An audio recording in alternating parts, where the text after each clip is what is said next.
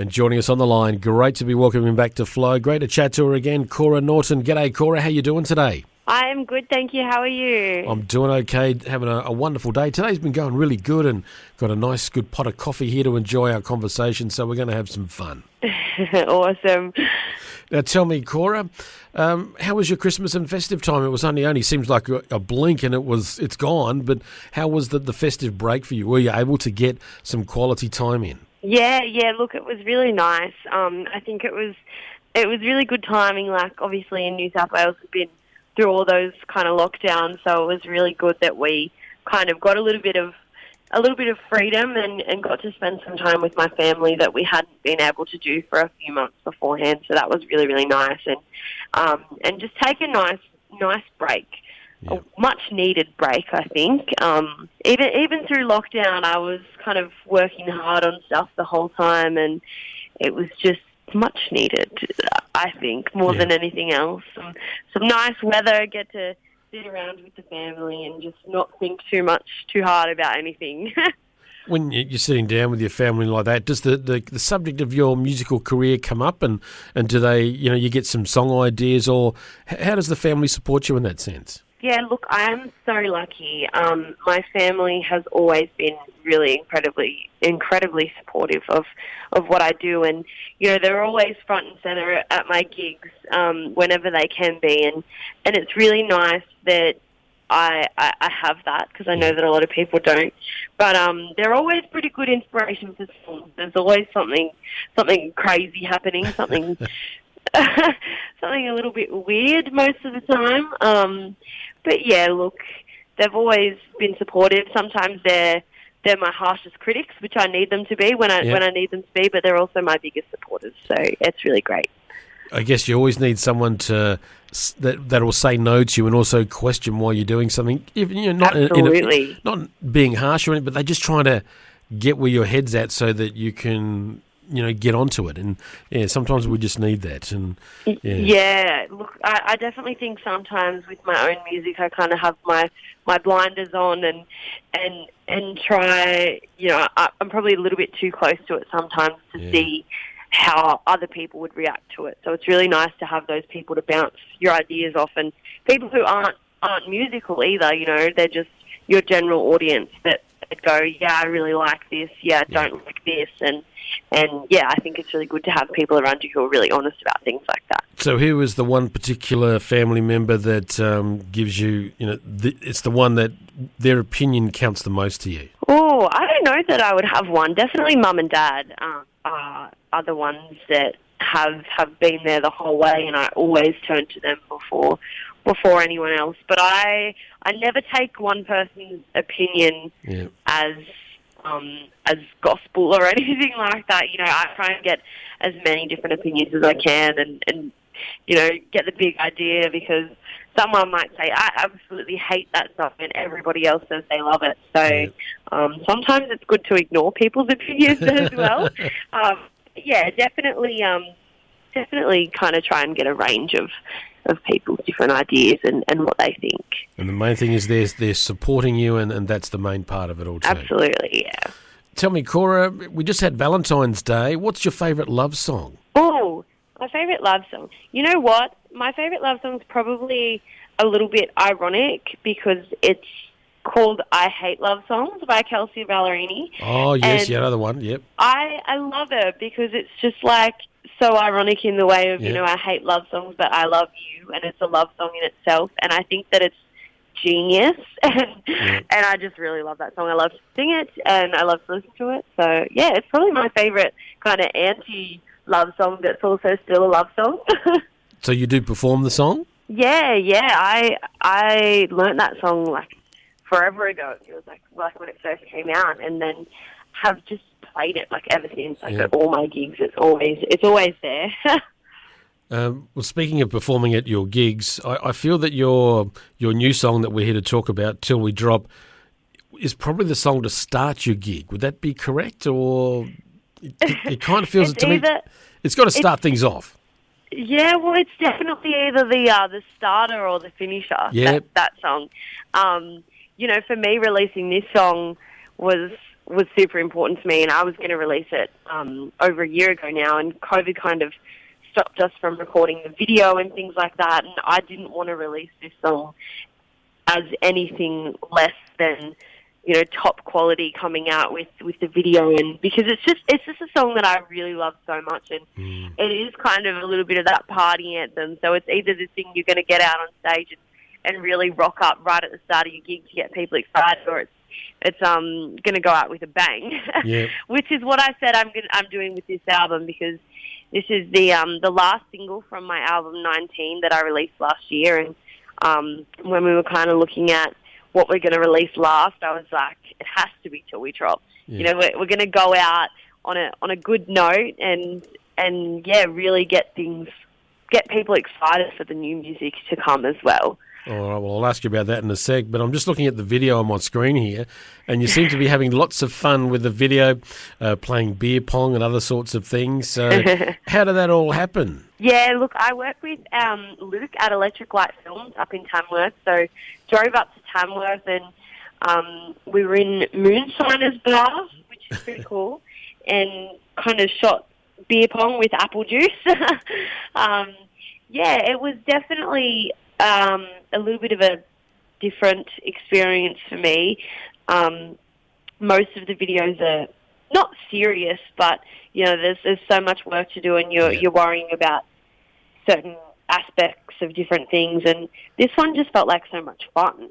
For some reason, I just got there, and it was just a really, really good time. And you know, we got some Tamworth locals involved, and kind of just made it this thing that was really more than anything, and I hate to say this word again, but fun.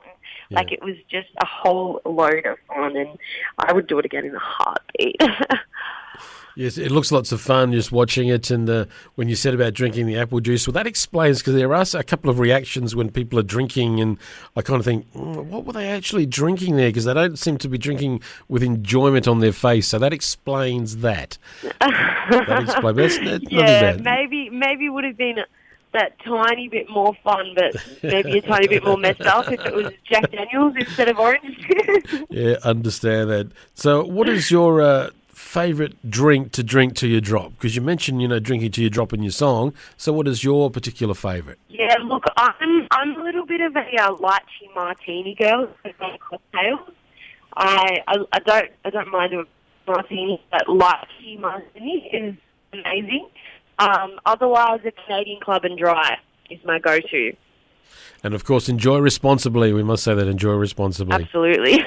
Lychee martini. I've never had that. Oh, it's beautiful. Is it one of those that after you've had one, you definitely got to have another, and then before you know it, you've had half a dozen and you're not sure which way's up? Yeah, it's definitely one of those. Yes, that I can understand. Been there. I think we've all probably been there at some point. That we have. Now, Kora, you mentioned about the song being sort of a bit of a party anthem. It seems to be a very appropriate song for now, that, you know, we're trying to get out and enjoy things with all the things going on, and that is all the turmoil in the world. It's a kind of a song that we need. So have you done some shows with the song, and what's the reaction been like? Yeah, look, I've done a couple before the single came out. So I played a festival down in Canberra at the end of the year, and even the band was kind of saying, you know, this is our favourite song to play, just because it's just higher energy, and yeah, I don't know, everybody seems to love this song. I haven't had a bad review of this song just yet, so hopefully there's none coming, but yeah, it's definitely my favourite from the album, and I've certainly heard a lot of people say the same. So, well, the album's called 19. We can get it from your website too, and then we'd like to do that on the merch section. So all you have to do is just go to your website, which is koranaughton.com.au. Click on the store, and that'll take it there. There's a couple of little merch packs too, folks, if you're interested, and you can get a CD with a hat. and that, or you can get a stubby holder, or you can get different types of stubby holders and hats to go with the CD. So have a look at those bundles on Kora's website. Now, Kora, you mentioned new music. So what's going on that front? Are we going to get a new album later in the year, or new songs? What's going to happen with you? Yeah, look, I've been working on some new stuff. I've been in the studio with Matt Fell for a few months now, working on I've pretty much got the next year of music sorted. Yep. I'm not sure if we're going to do the album thing again just yet. Got a few pretty killer singles that I'm going to really focus in on and get some exciting stuff happening surrounding those later this year. Yep. But yeah, for now we're just kind of focusing on the songwriting aspect, and now I'm kind of planning for 2024, which is crazy to say. But yeah, I'm kind of thinking ahead for once, because I've always been the person that is a little bit, wing it, do things last minute and kind of roll with it. But yeah, I've kind of said this year, I want to be organised, I want to have this stuff ready to go, and I want to really make the most out of every single thing that I put out, whether it's a single, whether it's an album, whether it's a video clip. I don't want anything to go to waste at all, ever. It sounds to me that Kora's growing up a little bit. Absolutely. I've definitely maybe needed to at times, but yeah, I definitely think that, even in my music, you can hear that I've kind of grown up with the way that I write and things like that. But I also think that just in the way you look at music in general, start to think of it more as a business than something that I just enjoy and release music. So just trying to focus on long term how things are going to work. Well, this newfound maturity you have with regard to your songwriting, are we talking a more depth in terms of the lyrics, or how's it impacting? Yeah, look, definitely lyrically, I think I've matured a lot. I think you can definitely hear it in the kind of style of things that I'm writing, but also definitely just what the songs are about. They're about topics that are a little bit more developed or a little bit more mature, I would say, rather than your, teenage ideas. But I think it's really cool that I can look back on what I was feeling at that time when I was younger and release those albums. I think that's something really important for me too, to look back on my journey and how far I've come. Do you prefer writing on your own or collaborating with someone? Yeah, look, I like both. I've certainly done a little bit of both, but I am big on sitting down in my room and just writing a song when I feel like it. And, I don't think that's ever going to change. I'm definitely the kind of person who uses songwriting as it's like a different way of keeping a journal or a diary, just kind of coming back to that moment and just sitting down and feeling whatever you feel and picking up a guitar and putting it into a song, which I think is really cool. It's kind of more like therapy for me than anything else, which I don't know, it really works for me. So I do enjoy the co-writing side of things, but I don't think anything beats kind of just sitting down and writing whatever you feel. And that's quite often what songwriters do. And it's led to some of the greatest songs of all time. So there's nothing wrong with that. If it works, then you keep doing it. And just if you're writing them in your bedroom, who cares? Doesn't matter where you write them. Absolutely. Well, what's next for you, Kora? I know Tamworth's been moved to April. Are you going to be in Tamworth in April? Yeah, look, I'm going to be there for a little bit. I'm opening for Ashley Dallas's show on the Saturday. Her Heart of Home show, which will be great. Ash was my mentor when I went to the junior academy. Yep. Must have been 4 or 5 years ago now. Feels like forever. She's just a wonderful human being and so incredibly talented. So I'm stoked to open for her, and then just have a couple of little spots here and there. And then I'm hoping to go and enjoy some shows and go watch for once. Hopefully you can be heading our way, and we'll find out about that when it happens, and we look forward to hope so. Yeah, and I'm sure we're going to be chatting to you later in the year as you release new music and that as well, which I'm looking forward to. But at the moment, we've got your current single, and well, you waited the best till last, I guess, to release, and it is a great track. I know people are going to really enjoy listening to this. But thank you, Kora, for spending some time with us. Good luck with everything. Look forward to chatting to you again. And could you please introduce the song for all our Flow listeners? Absolutely. Thank you so much for having me. Here is my brand new single, Till We Drop.